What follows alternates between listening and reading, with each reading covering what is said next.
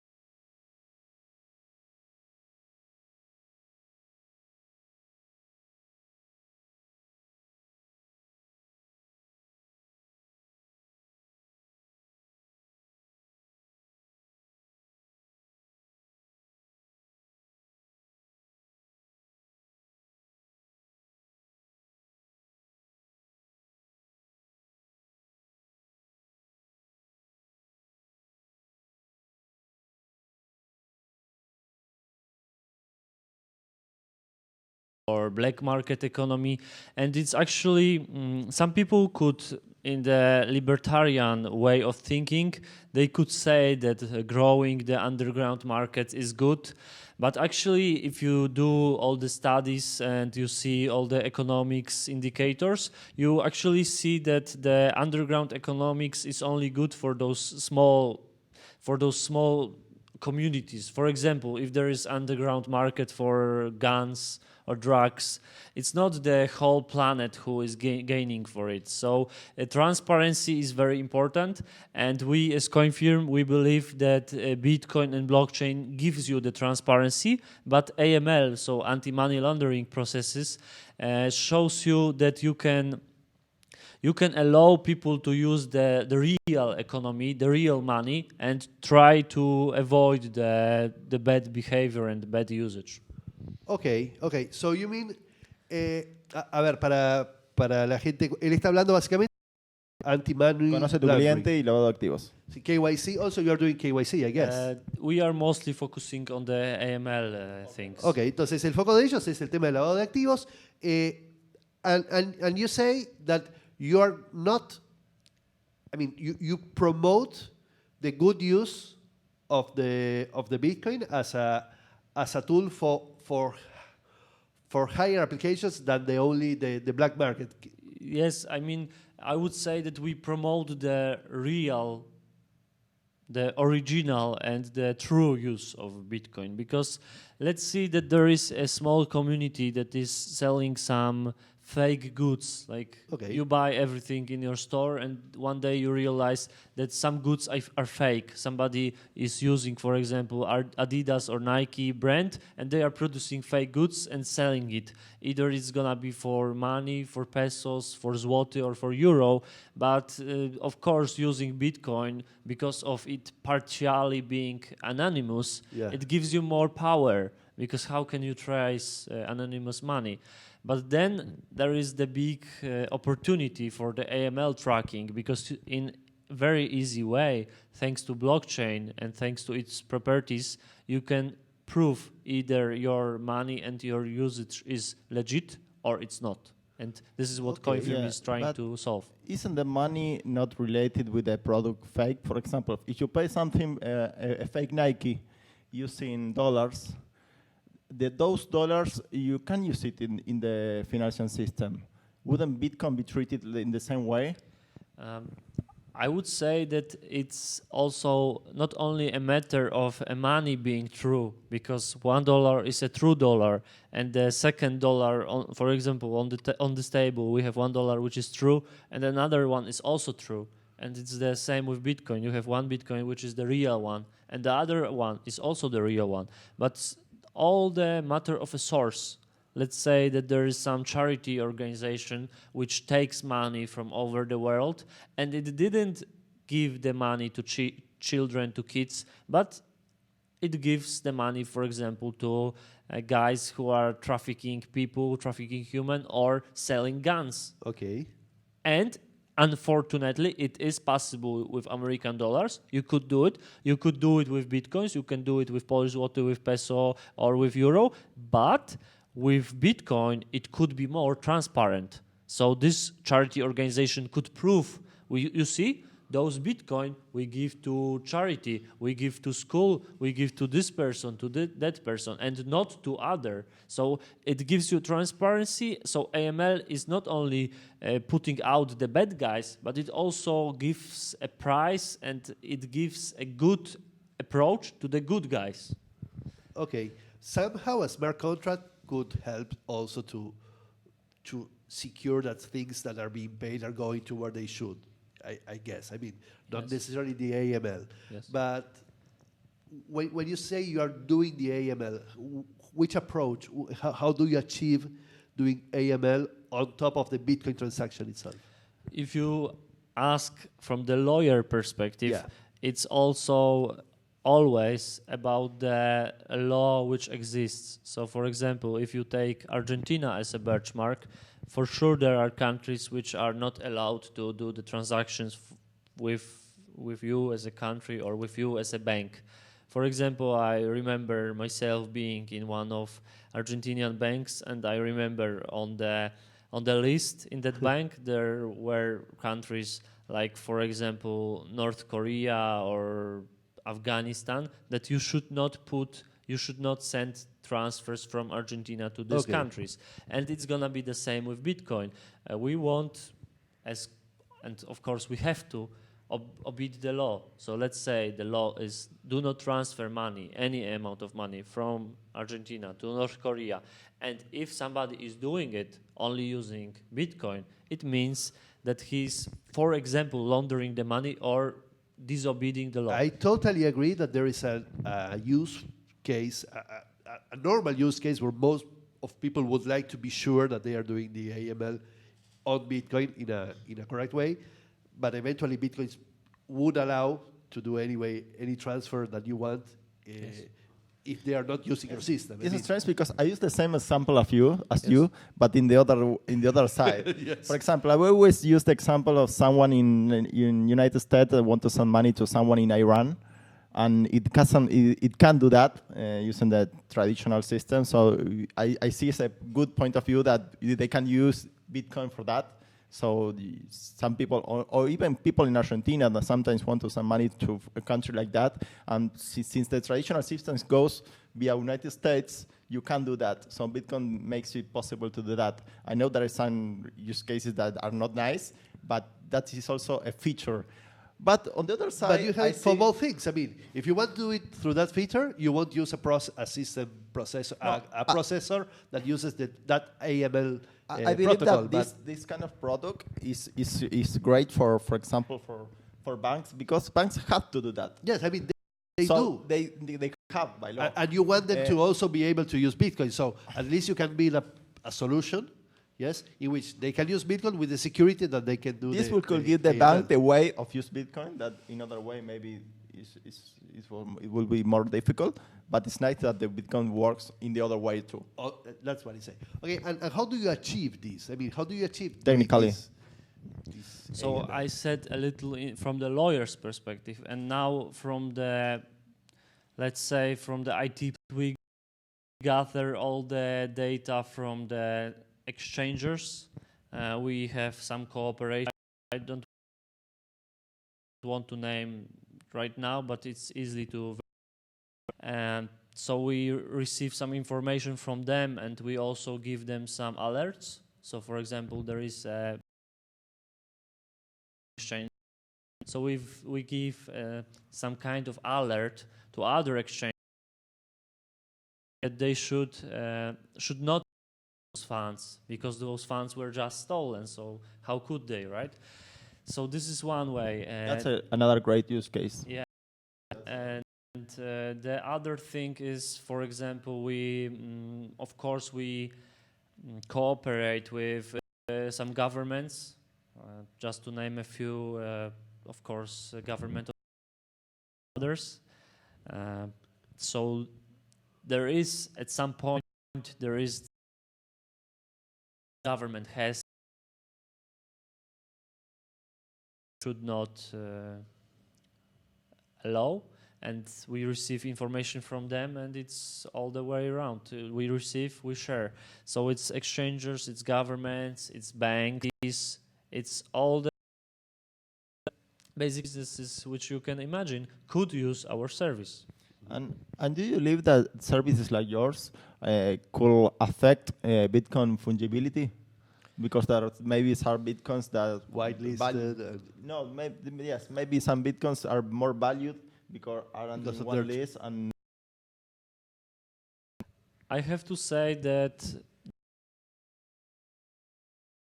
market will exist for the Bitcoins and for the illegal. Not our idea to do so. In any way, we are not thinking in this direction, but the free market will decide for sure.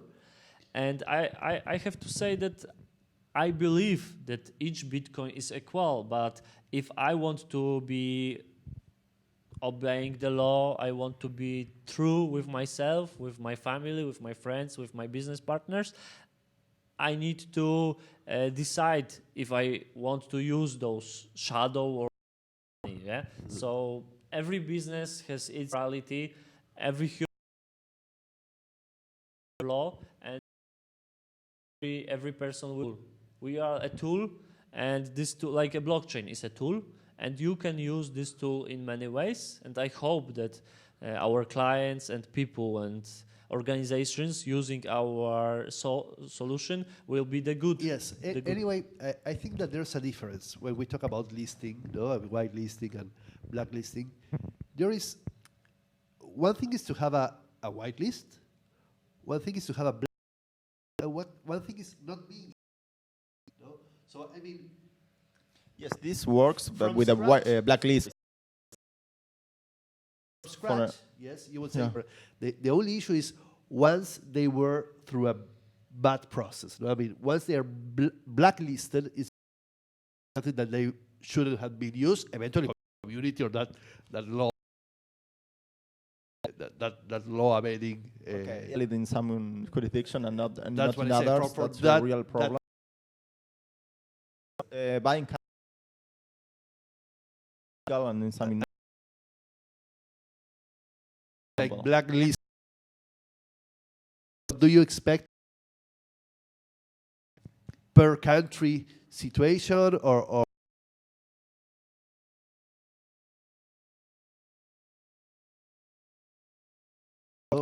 At first, I have to agree that there is no, at least for now, that there is no global government. Some people say that it's United Nations who try to be the global government. We don't care. I hope no. We don't care. We don't have our honey badger here, no?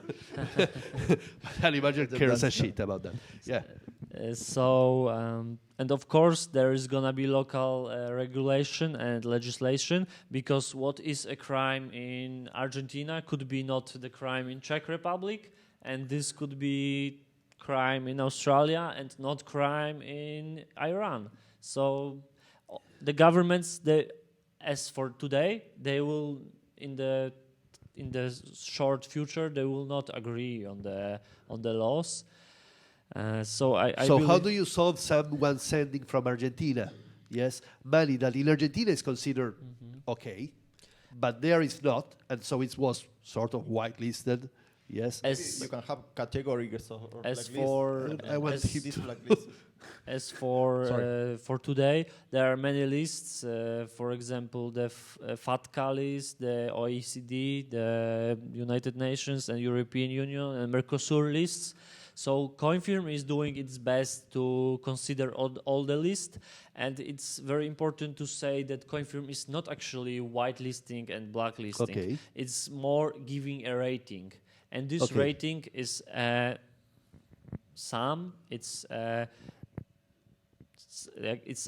it's because of some regulations. So it could be from 0 to 99, where 0 is regular Bitcoin and 99 is just stolen a few minutes ago. Yeah. So on this scale, we are just giving a rating, and it's your, as a person or as a company or as a government, it's your decision if you are taking a risk or not.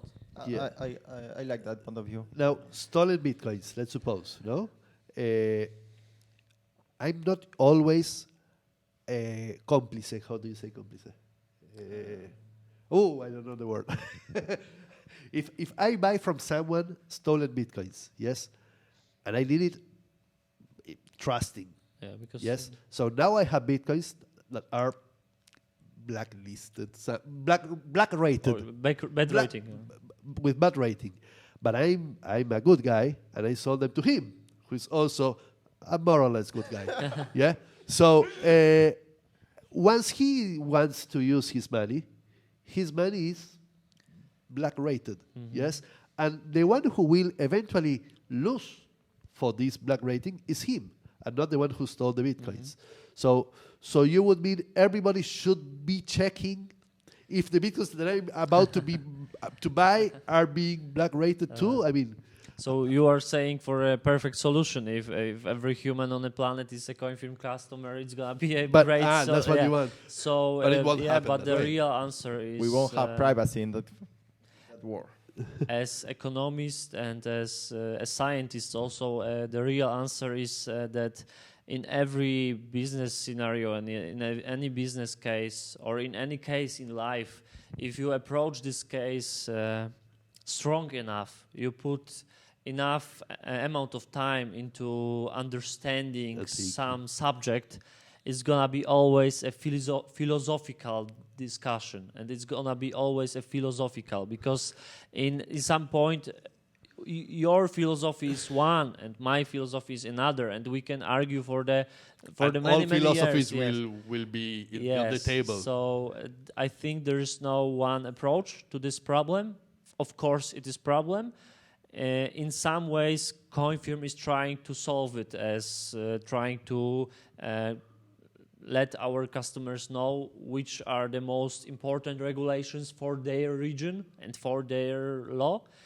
But this problem will ever occur in any problem in any discussion. Okay. It's a hard process that you need to go through. I mean, it's different for every country, Yes. and you're doing a global rating eventually, or eventually you will turn it into different countries rating and a global one, and I don't know.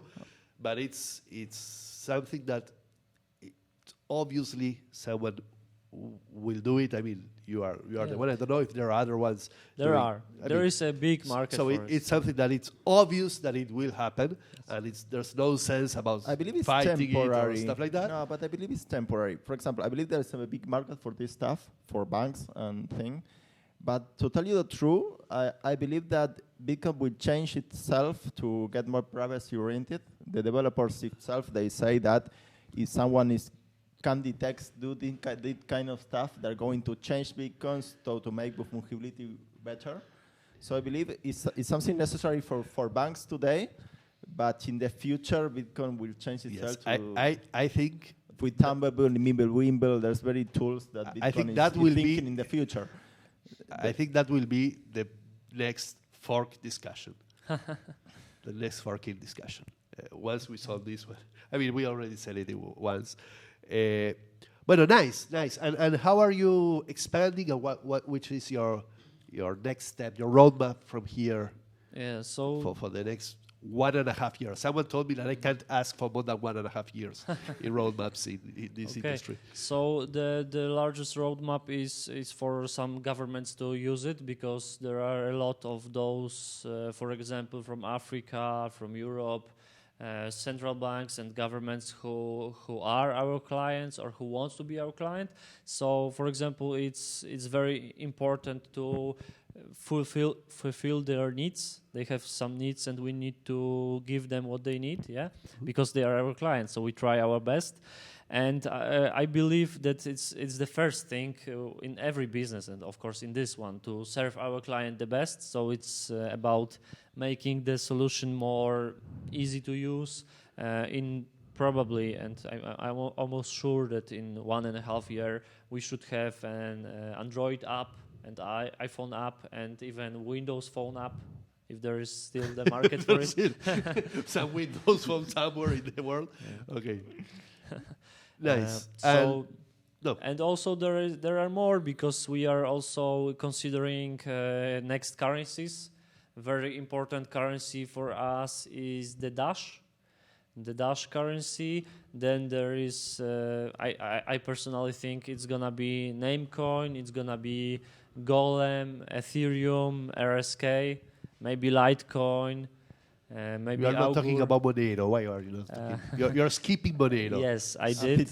Yes, I did skip Monero because those are little bit, or maybe more than a little bit, harder to trace. Okay. But still, you need to remember that at the very end of this process there is a human being, and this human being can decide if he wants to disclose his amounts, he wants to disclose his needs, his ideas, the source of money, and the business and the people who he is doing business with. So if there is a gentleman approaching your bank or your company and he's saying that he has $1 million in Monero, you can have every time and always you can ask him about the source of funds, and it is his decision if he is willing to disclose with you and with CoinFirm the source. And so exchange now, if you are uploading many bitcoins, already asked you where are this coming from. So it's a business decision. But it's interesting from a technical point of view for me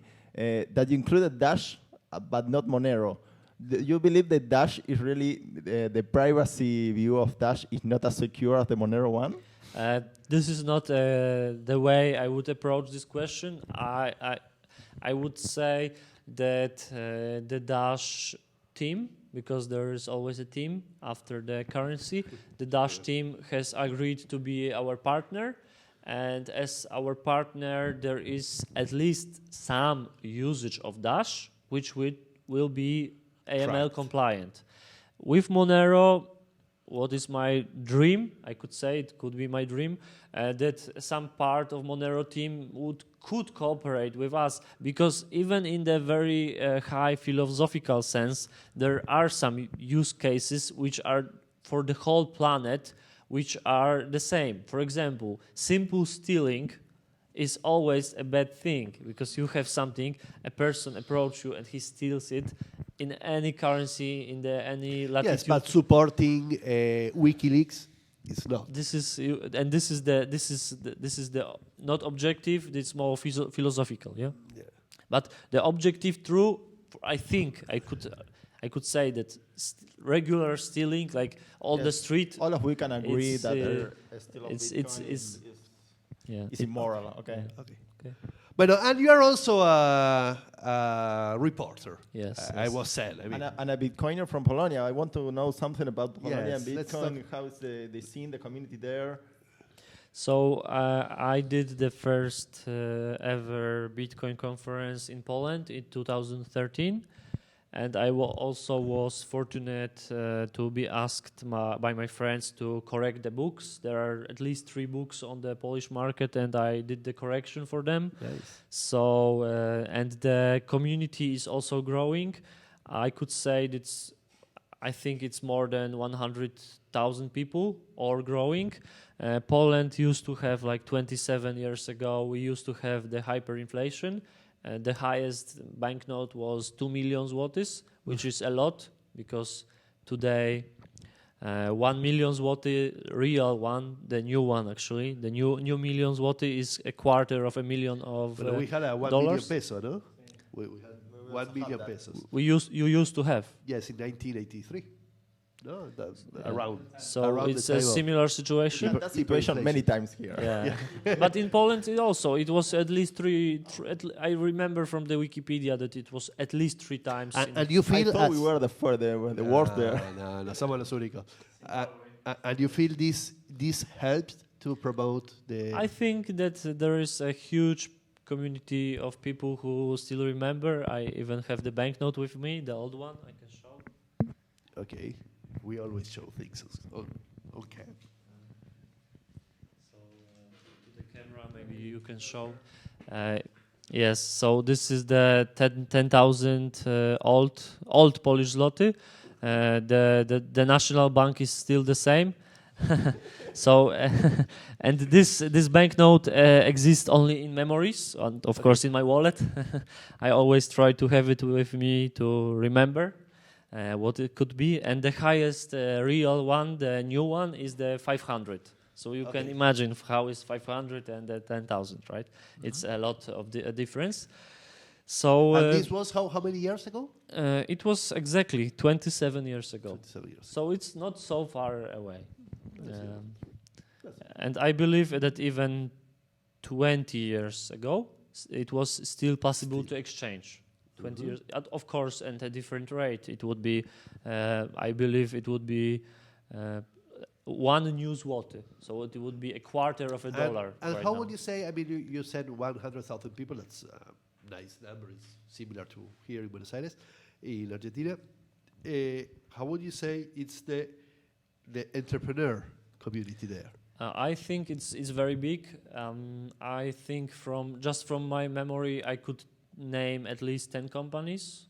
It would be, for example, CoinFirm, which is Polish, BitMarket, BitBay, BitStar, InPay, just to name a few.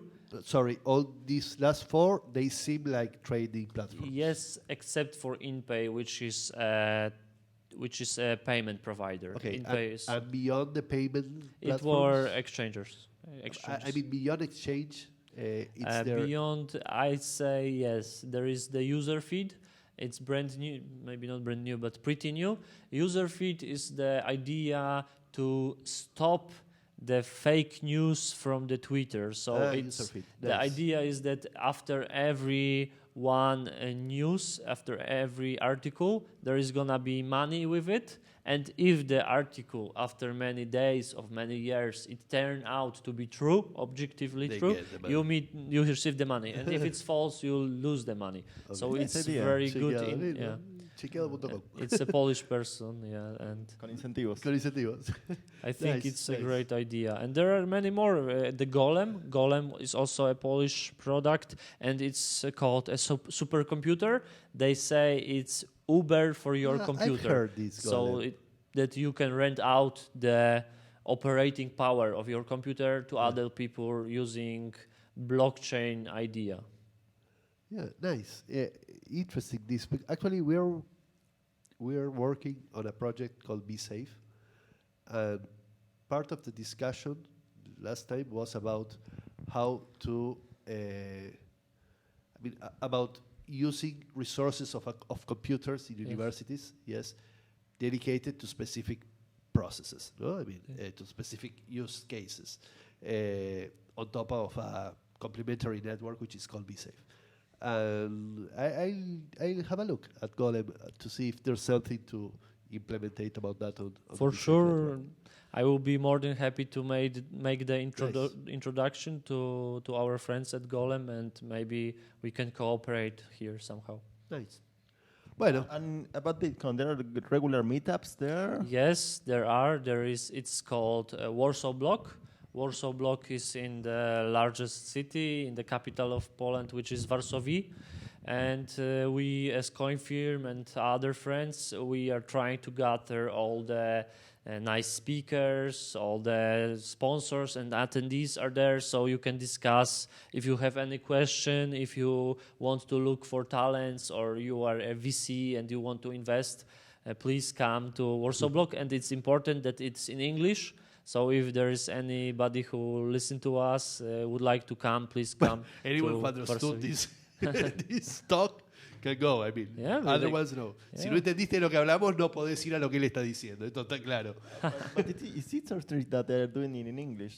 Yeah, Yes, it's in English, and Okay. it's also on Many- YouTube. most people so there it's are also speaking. possible to use the streaming. It's called Warsaw Block, and it's on the channel of CoinFirm Blockchain Lab. Ah, casualidad. Ok. I believe education is far better in Poland than they can speak English. Most people. No, I guess it's because of the industry. I mean, Yes, Yeah, but not we because of couldn't do that education. here, I believe. yeah. you could. Yes. There is a lot of people who speak English, of And course. people who comes into the blockchain. Bueno, now. But you do the conference, right? And the conference Yes. international. Half in English and half in Spanish. Yeah, Yeah. Yes. Okay. Yo no sé si me preocuparía. Bueno, muchas gracias. Muchas gracias. Thank you. I Thanks a hope lot. you're enjoying Buenos Aires. Yeah, mucho gusto, Buenos Aires. Bueno, and you like our space? Yes, it was perfect. Perfecto, claro. Entonces, mejor que Polonia. Bueno, muchas gracias, chicos. Eso es todo. Terminamos el último bloque. Esperamos verlo en el próximo programa. Le dan me gusta ahí abajo, ahí por el cosito de por ahí. ¿Sí? Y nos siguen, suscriban, invitan a la gente. Bueno, muchas gracias. Chao, chao. Gracias.